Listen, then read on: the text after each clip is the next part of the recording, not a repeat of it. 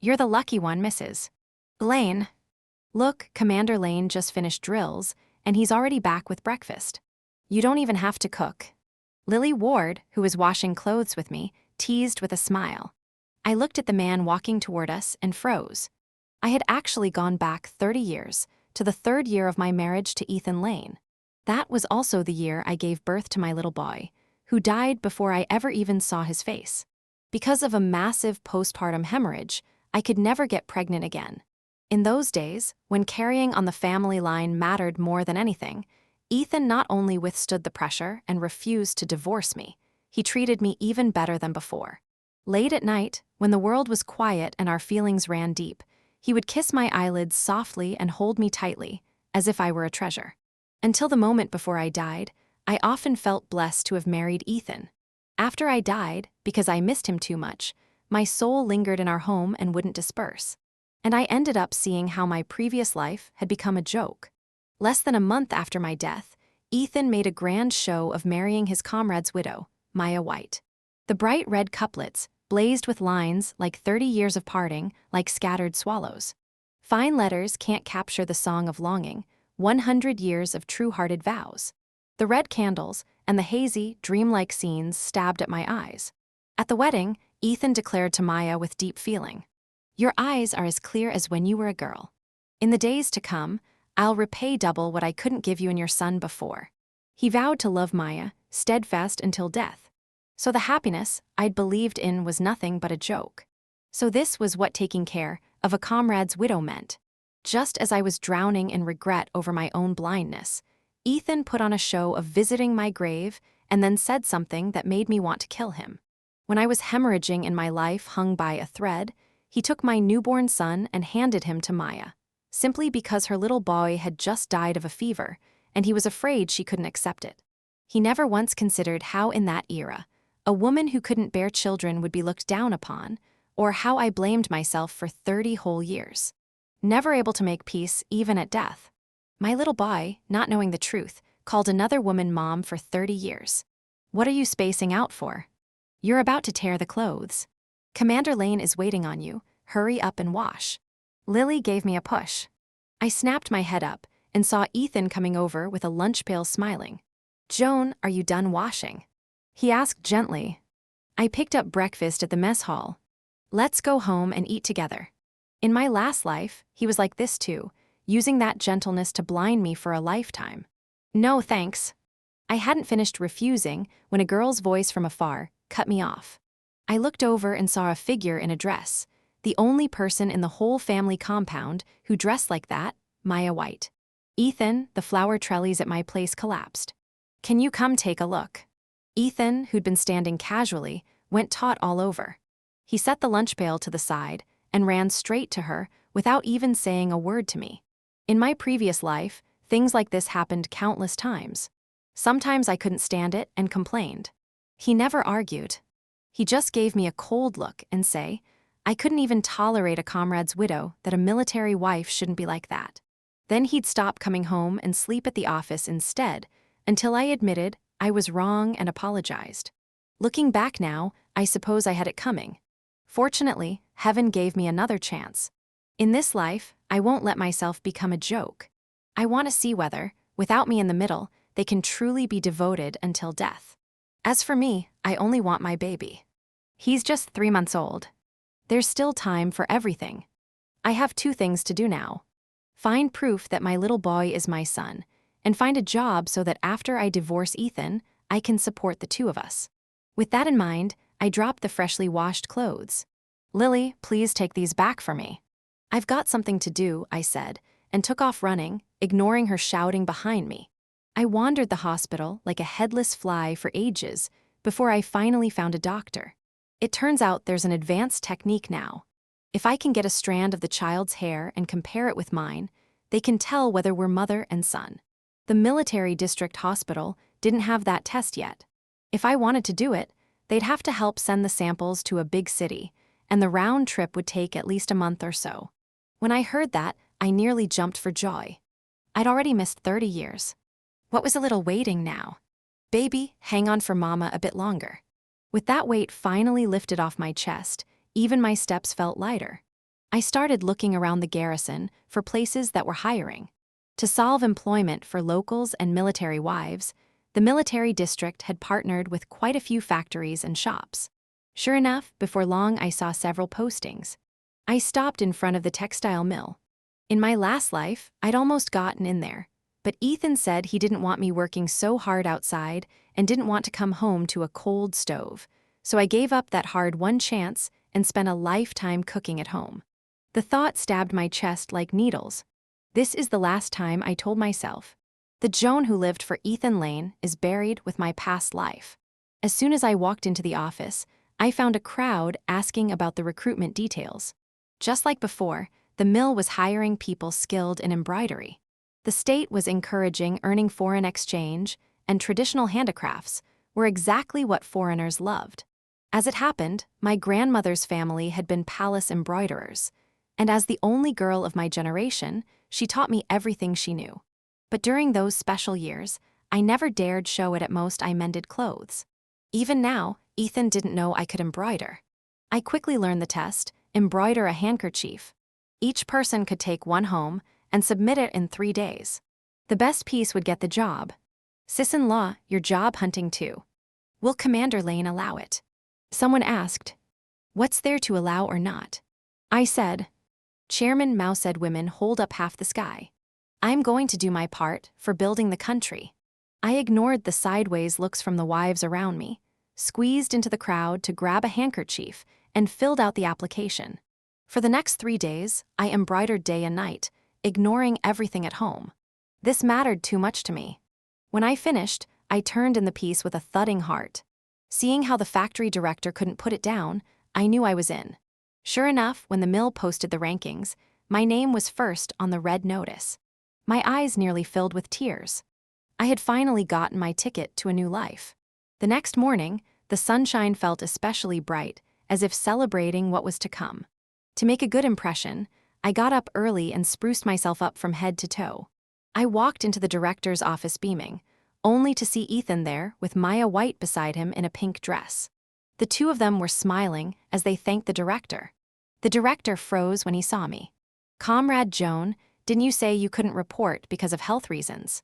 I let out a sharp, disbelieving laugh. Director, I'm perfectly fine. I could go run 10 laps right now. If there's no problem, I can start work today. The director glanced at Ethan, looking awkward. I'm sorry, Comrade Joan. Commander Lane personally came to say you wouldn't be able to start, and he recommended a suitable replacement. We've already completed the paperwork. My nails dug hard into my palms. So in my last life, when Ethan talked me out of working, it was to make room for Maya. And in this life, when he couldn't talk me down, he simply took it by force. I refuse. The director scratched his head, his gaze flicking hesitantly among the three of us. Proceed as we discussed. I'll handle everything else. Comrade White, please take good care. Ethan said to the director, firm and final. Then he grabbed my wrist and hauled me out of the office. Just before I crossed the threshold, I saw Maya give me a soft smile, her eyes brimming with undisguised malice. A wave of nausea hit me. I yanked my hand free, stared coldly at Ethan and said, on what grounds? On what grounds are you giving the job I worked so hard for to someone else? Ethan's face was all impatience. Joan, what's so bad about staying home and doing nothing? Maya has lost everything. She just wants to work so she has something to do. Can't you be a little more generous? Besides, you're from the countryside. What do you even know about embroidery? Ethan, don't argue with my sister-in-law because of me. Maya said softly. I'm not worth it. If she minds, I can give the job to her. Her eyes turned pink. Her lip caught between her teeth, looking aggrieved. Maya, don't stoop to her level. This job should have been yours from the start. Ethan said, heart aching for her as he turned on me with open disgust, disappointment roughening his voice. Joan, I thought you were sensible, but you've really let me down. Apologize to Maya, and let's put this behind us. I saw the triumphant glint in Maya's eyes and finally lost control. I slapped Ethan hard across the face. Fine, she can have the job. We're getting a divorce. Without waiting to see their reactions, I stumbled home in a daze. Baby, is Mama useless? I lost the job, and you're still in his hands. I couldn't hold back anymore and broke down, crying as if I were emptying 2 lifetimes worth of grievances, until I cried myself to sleep on the couch. A harsh glare of light jolted me awake. "Joan, you were completely out of line today." Ethan was still droning on at the doorway. "You acted like a shrew in public. Maya didn't even hold it against you, and even bought malted milk powder to bring to you. If only you knew how to see the bigger picture." His voice faded into nothing in my ears. All I could see was the baby in Maya's arms. I scrambled up from the sofa and took a few steps toward her. Startled by how I must have looked, she silently backed up 2 steps and Ethan stepped between us. "What are you trying to do now? Look at yourself." Totally unpresentable. I ignored his insults and pinched my thigh hard, forcing myself to calm down. "About today, I was wrong. I said, 'I'm sorry to you' in Comrade White. I just thought the baby was so cute and wanted to get a little closer." "Oh right, sis-in-law just lost her baby." Maya blurted, then seemed to realize she'd said the wrong thing and shot Ethan an apologetic glance. Seeing his awkward expression, I forced a smile. "May I hold the baby?" This time Ethan said nothing, and Maya handed the child to me. I hugged my baby tight, my heart bleeding. While they weren't paying attention, I quickly plucked a few hairs from his head. His sudden wail gave Ethan another excuse to scold me, but I didn't care. As long as I could get the proof and bring my child back, I didn't care what they did. I tucked the hairs away carefully. At dawn the next morning, I was waiting outside the doctor's office before he even came on duty. An hour later, I finally handed him a small bag. Inside wasn't just the proof of the blood tie between mother and son. It was the beginning of our better life. I wanted to see whether, once Maya learned the child wasn't hers, she could still be tender and sweet to Ethan. After I finished at the hospital, I trudged back to the family compound. The textile mill job was gone. I needed to find the next one. Maybe it was my imagination, but I felt the wives in the compound stealing glances at me. In the end, Lily Ward cleared it up. Rumors were flying that I tried to snatch Maya's job, and that Ethan, being fair and selfless, had kept me from getting my way. I couldn't help but laugh. Lily tapped the back of my hand. "You can still laugh. Now of all times. I don't believe you'd steal someone's job. A person who won't even take an extra dumpling in the cafeteria. How could you do something like that? What exactly happened? Tell me and I'll set the record straight. If this keeps spreading, you're going to become public enemy #1 in the compound." Seeing the sympathetic look on Lily Ward's face, I told her everything that had happened. As she listened, her expression turned fierce. She even slapped her own thigh. "Those 2 shameless pieces of work ought to be thrown into a pig cage," she fumed. Then, as if afraid I'd be upset, she stuck out her tongue and softened her voice. "Commander Lane must have been duped by that little tramp, Maya White. He's usually the most considerate man. Don't worry, once he comes to his senses, he'll regret it. Wait, in my last life I waited an entire lifetime. Waited until I was in the ground, and the person he loved most was still Maya White." "All right, don't be mad. I'm fine," I said. "Let the people in the compound talk if they want. If someone really believes rumors, it's better to keep our distance. Otherwise, when lightning finally strikes him for what he's done, we'll get dragged down with him." Seeing that I seemed okay, Lily finally left, reassured. Over the next few days, Ethan acted like he had a guilty conscience. He came home early and busied himself with this and that, instead of going to the White House every day like before, always under the fine-sounding pretext that his comrade had passed away. And Maya, living alone, had it rough, so as her childhood friend he ought to look after her. Of course, if her husband hadn't died, you wouldn't have had your chance to shine. From childhood on, you were always second to him. Since the test report hadn't come back, Ethan didn't bring it up, and I put the divorce on ice for the time being as well. In the morning, I took my laundry to the river as usual, only to spot Director Zhao from the textile mill craning his neck in my direction. "Director Zhao is here. Could he be coming to hold Joan accountable for impersonating someone to get the job?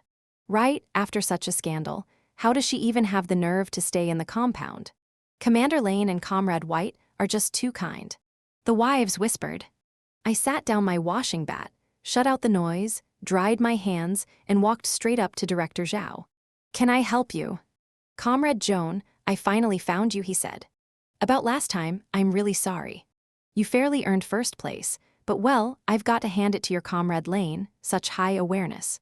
Except he didn't mention that Comrade White can't do any embroidery at all. She's not even as good at basic mending as our regular workers.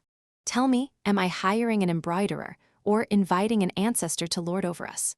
His weathered face puckered up as he poured out his frustrations. Being ex-military, he was used to speaking at full volume, so the wives nearby heard every word. For a moment, their eyebrows were dancing, and the looks on their faces were something to see. What's the point of saying all that now? Director Zhao, my Ethan's got such high awareness. I can't compare. I said dryly, hearing that Director Zhao's side. I really don't know what Commander Lane is thinking. It's one thing not to help his own wife, but to hand off a job his wife earned through hard work to an outsider.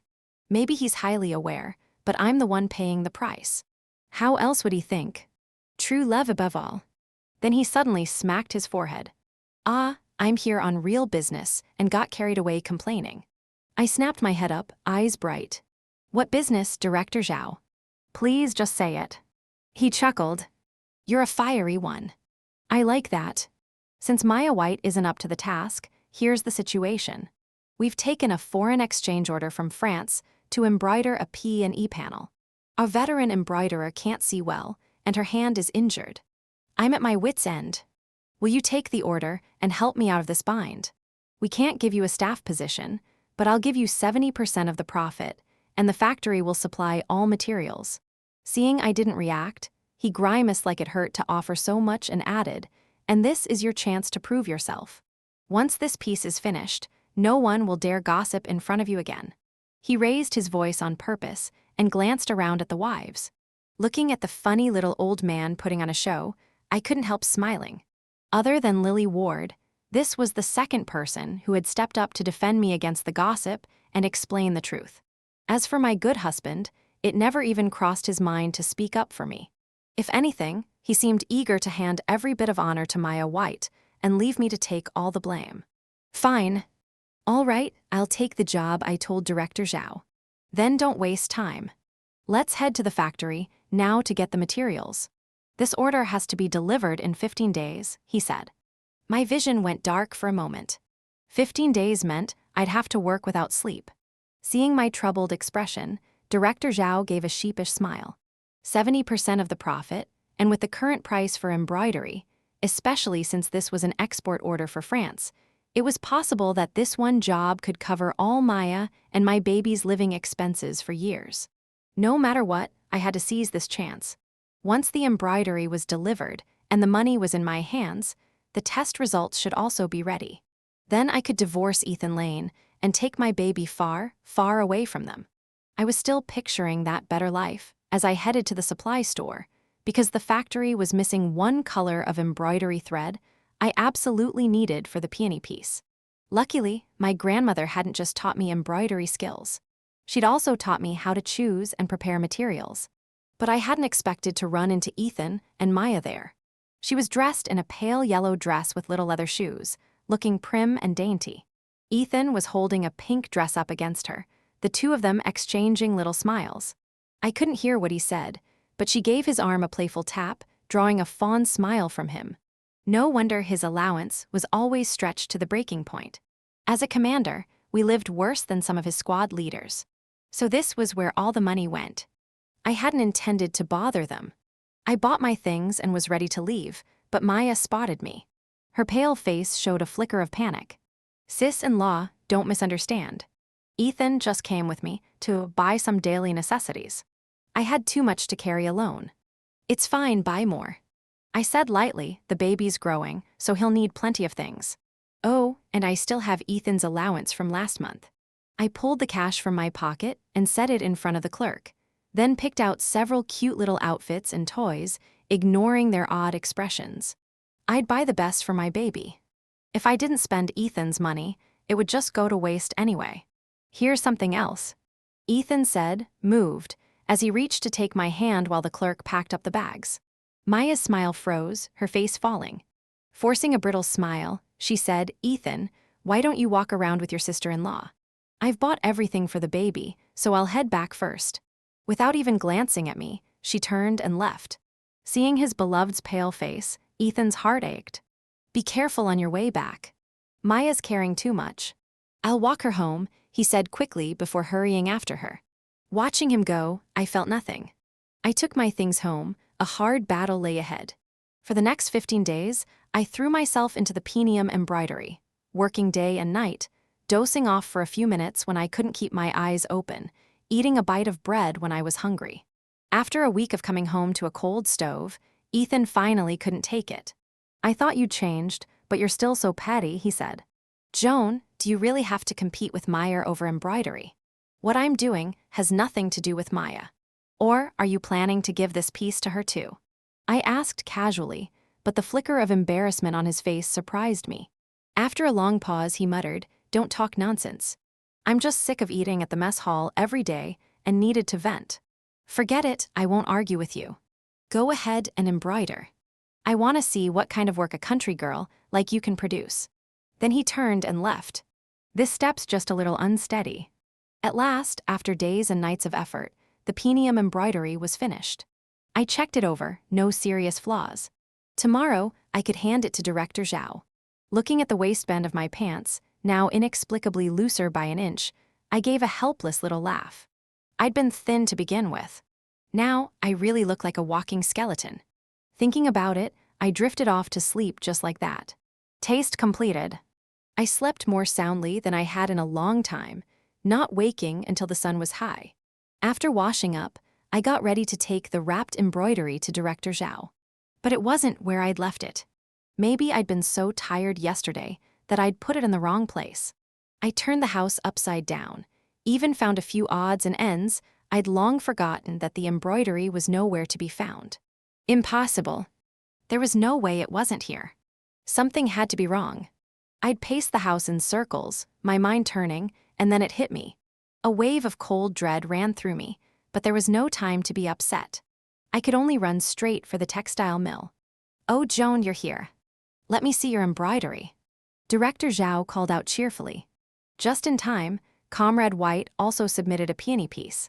The embroidery is simply exquisite, even better than our veteran workers. It's remarkably similar in style to that handkerchief he turned in before. I couldn't hear a word he was saying. My eyes were locked on the piece Maya White had just handed over. My peony embroidery, the one I'd spent 15 sleepless days finishing. Only now it bore someone else's name. I'd lived through 2 lifetimes and thought nothing could pierce me anymore. But I had still underestimated the man I'd shared a bed with for over 30 years. For the sake of his beloved, even knowing how much this work meant to me, Ethan Lane had stolen his own wife's embroidery. Around us, people kept showering Maya with praise. Before she embroidered, I thought she was just a pretty face. Turns out she's a master. Her work is so refined, the chatter pounded at my skull. Did you bring your piece, sis-in-law? Meyer asked with feigned innocence. Don't tell me you couldn't finish, and came to apologize. That's all right, you can take a look at my peony. Maybe you'll get some inspiration. Her smug face snapped the last string of her straight in my head. I lunged forward in a few quick steps, grabbed her hair with my left hand, and slapped her face again and again with my right. She cowered toward the floor, and I gave her a hard shove, sending her sprawling. Without hesitation, I straddled her and rained slaps down on both cheeks. Come on, weren't you so capable? You shameless thief, stealing my man, stealing my job, and now stealing my embroidery. I've never met anyone as despicable as you. Get up, why are you hiding, you wretch? Maya clearly hadn't expected me to lay hands on her in front of so many people. She froze, stunned, while those around us were so taken aback by my fury that not one person stepped in. I had my fill, slap after slap until her face swelled like a pig's head. Only then did some of the rage I'd carried for 2 lifetimes begin to ease. Joan, what are you doing? Ethan's furious voice came from behind me.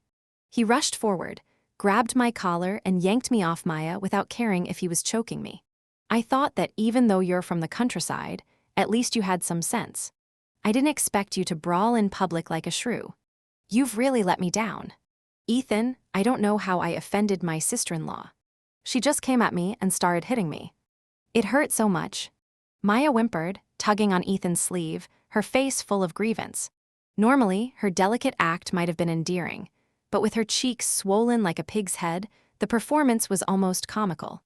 I wasn't the only one who thought so. Somewhere in the crowd, someone snorted with laughter. Hearing the chuckles and murmured commentary, Maya's hand faltered and she froze in place. "You really don't know why I did this," I said coldly. "Show's over." I turned to Ethan with a cold face. He looked back at me full of impatience. The job was for Maya. Do you really have to stay bitter over it this long? Even now, he was still trying to dodge the real issue. But I was no longer the kind of woman who would trip twice over the same stone. "Ethan, maybe you don't know. I already guessed you'd pull something like this. That's why I left a mark on this embroidery." At my words, panic flashed across both Ethan's and Maya White's faces. "I don't know what you're talking about," Ethan said, forcing himself to sound calm. "All right then, you two go on. Comrade White, I'd like to ask you. Since you say this embroidery is yours, can you tell us what technique was used here?" The moment I called her out, Maya's face changed. "What technique? This is just a skill passed down in my family. I don't know what school it's from," she said, flustered. At that, the people around us seemed to understand something and began looking Maya and Ethan up and down.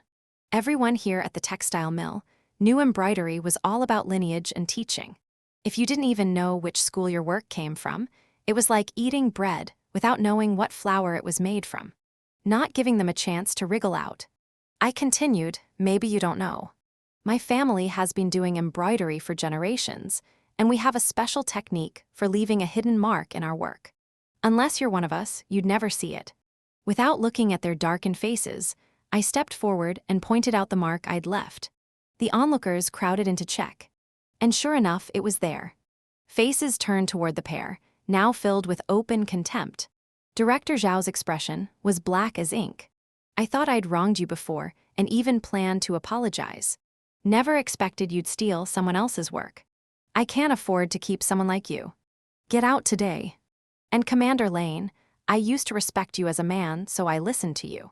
But sometimes, you have to keep your eyes open and not let pig oil cloud your brain. Otherwise, you'll regret it when it's too late." Regret? Ethan would never regret standing with his so-called true love. "That's enough, it's just an embroidery piece. What's the big deal?" he snapped. "Sure, Maya can't make something like this, but she's kind and pure. If I hadn't begged her to take Joan's work and turn it in, she wouldn't have agreed. If you've got a problem, take it out on me. And Joan, do you have to be so petty? You're small-minded and haven't seen the world. Apologize to Maya right now, and we'll put this behind us. I won't even hold it against you that you hit her." I hadn't expected that after everything Director Zhao said, Ethan wouldn't reflect at all. Instead, he stood in front of Maya, shielding her. The expressions on the faces around us were priceless. And me, I'd been looking for a reason to divorce him. Hearing this, I pretended to be furious, let my eyes well up and walk straight over to kick him twice. "Apologize to your mother. You've been tangled up with this little tramp, and you want me to say sorry. Why don't you just kill me and run off with her? Don't pretend it's about taking care of a comrade's wife. What does that mean, taking care of her in bed too?" I clawed at Ethan's face again and again because he was busy protecting Maya. He didn't dare hit back and just let me scratch him. "And you, Maya, stop acting like some delicate little flower. Your husband's barely cold in the ground, and you're already hunting for your next man. All that strength you have, and the only place you put it is on someone else's husband. You can't even take proper care of your child." Thinking of my baby, my strikes grew even harsher. In the end, Director Zhao and the others were afraid I'd hurt them badly and stepped in to pull me away. The two of them seized the chance to slip off and disgrace. They might have run, but with so many witnesses, their reputations were finished. "You're a fierce one, girl," Director Zhao said, looking at me with a hard-to-describe expression as the crowd dispersed. I gave a silly little laugh, took my payment, and went to the bank to exchange it for a savings book. I'd barely made it back to the family compound when I realized there were even more people sneaking glances at me this time. "Joan, good job. Joan, we support you." Hearing the wives around me cheering me on, I felt a warm rush in my chest, comforting and sweet. Worried I might not be able to handle Ethan. They insisted on walking me home, despite my repeated refusals. and even then refused to leave. They stood firmly in the courtyard, eyes on my door. "Joan, just go in and do whatever you need to do. If anything happens, just shout, and we'll rush in to help you beat up that shameless man," said the wife of Commissar Lee from the military district. Among the wives in the compound, she'd always been someone people looked up to. I hadn't expected her to step in, too. "Thank you, ladies. Wait here for my good news," I said, then strode into the house full of confidence. In the dim living room, Ethan sat on the sofa, his expression unreadable. "Joan, stop making trouble. Maya and I just grew up together, so I naturally want to take extra care of her. Tomorrow, you're going to the broadcast station to clear this up. Say you misunderstood us. Then we can let this go. Otherwise, if this ruins Maya's reputation and delays my promotion, can you live with that on your conscience?" He raked his fingers through his hair and spoke in a rough, irritable voice. Looking at him like this, like a mad dog snapping in frustration, I actually felt relieved. "Ethan, I want a divorce." He just stared at me blankly, as if he hadn't heard me. "Divorce? You're a village girl without me. What could you possibly do? Even picking through trash would be better than staying with garbage like you. If you refuse to divorce, then the whole compound will hear how Maya White seduced a married man. But if you divorce, you two can be together without anyone gossiping again." That struck a chord. Worried about protecting Maya's name, Ethan filed the paperwork that same afternoon. The next day, we got our divorce certificate. After 2 lifetimes, I was finally free of my personal nightmare. All that was left was to get my baby back, and I could truly start my new life. The day I received that paternity test results, I couldn't stop my tears. My baby was 4 months old, finally about to return to his mother's arms. I quickly organized the paternity report along with evidence of Ethan and Maya's affair, then went to knock on Commissar Lee's door. It was his wife who answered. Yes, not only did I have the paternity report now, I also had their letters.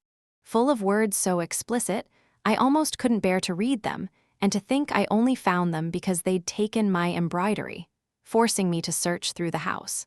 When I explained my purpose and showed the evidence, Commissar Lee's face went black while his wife's was filled with righteous anger.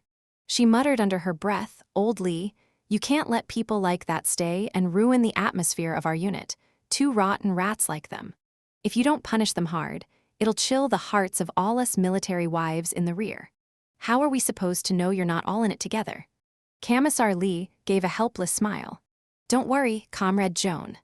I'll handle this fairly. Otherwise, my wife here will never let me hear the end of it." His wife and I exchanged a smile. Because of the seriousness of the matter, it was dealt with quickly. The day I went to retrieve my child, Maya clung to him and refused to let go, shouting, "This is my baby. Ethan gave him to me. He's mine." So Ethan had known all along the baby wasn't his. Likely, he'd kept my child just so Maya could see him more often. Afraid of hurting the baby, I didn't dare try to yank him away. Luckily, one of the soldiers, seeing things were getting out of hand, slipped behind her and knocked her out. Holding my lost and found child in my arms, I cried tears of pure joy. Beside us, Ethan stood frozen in disbelief. Of course, he'd been so sure the baby was his, and had been with Maya for that reason, never realizing the real joke was on him. As I turned to leave with my baby, Ethan hurried after me. "Honey, I'm sorry, I was wrong. I let my feelings cloud my judgment. It was all Maya. She deceived me. Will you forgive me? Please, let's remarry. We can raise the baby together. I'll treat you and the child well. Please, I'm begging you to forgive me." I kept my expression unchanged. Ethan grew frantic. His eyes bloodshot, and with a dull thud, he dropped to his knees. "Honey, please, I can't live without you and the baby." I didn't respond to his pleading behind me. Holding my child, I walked straight out of the family compound without looking back, away from this place that had carried 2 lifetimes worth of bitterness and pain for me. With my startup money in hand and my baby in my arms, I boarded a southbound train. There, I would begin my brand new life.